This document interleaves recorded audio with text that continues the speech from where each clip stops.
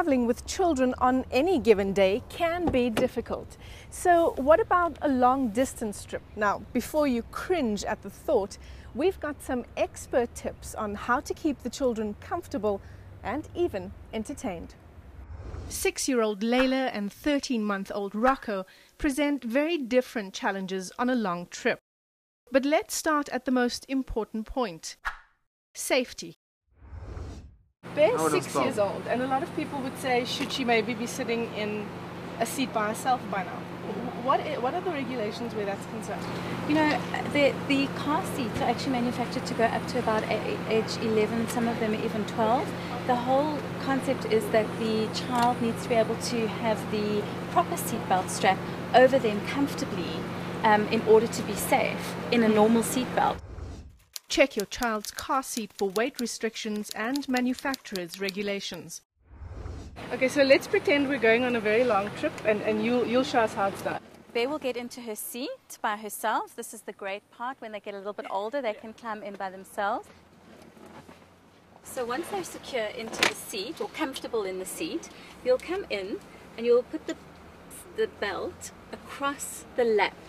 It's very important that this part of the belt, the bottom part, is secured across the lap because that is what will protect the pelvis in the case of an accident. Okay, and then this part of the seat belt must go comfortably across the neck and the shoulder. The shoulder and the chest.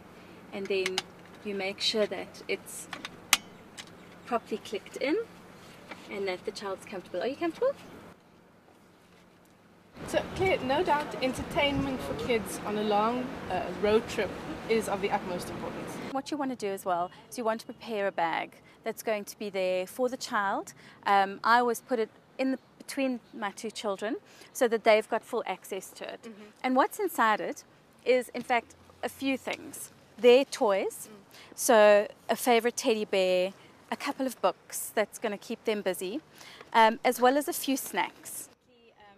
While Bear seems comfortable and ready for her holiday road trip, Rocco is quite the opposite.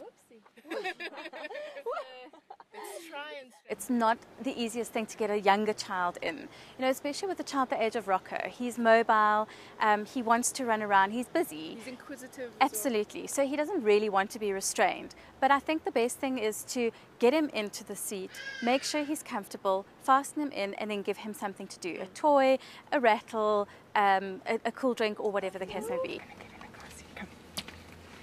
What you need to make sure of is that the harness is pulled fairly firmly, obviously not tight, but you don't want the child to be able to wriggle out of the top straps of the harness. When it comes to food, the rules are pretty straightforward.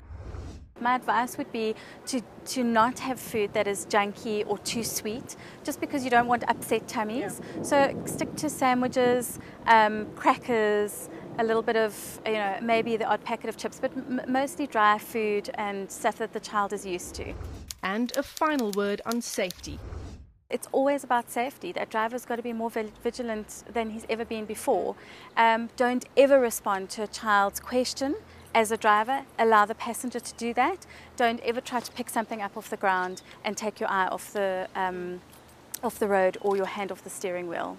No matter where you and your family are headed this festive season, remember, safety first, and the rest is just about planning ahead. Michelle Craig, Johannesburg.